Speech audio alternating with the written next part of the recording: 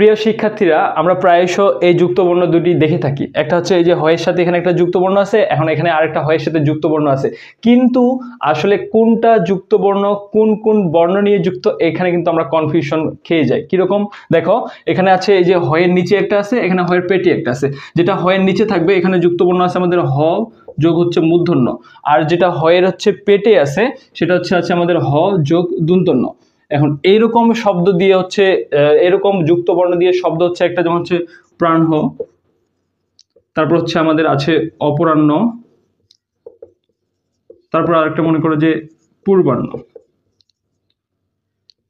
আর এই হ যোগ দন্তন্য দিয়ে যুক্ত হচ্ছে আমাদের কিরকম, একটা হচ্ছে আমাদের বহ্নি, হ্যাঁ ওকে, আরেকটা হচ্ছে আমাদের আছে মধ্যাহ্ন, একটা হচ্ছে সায়াহ্ন।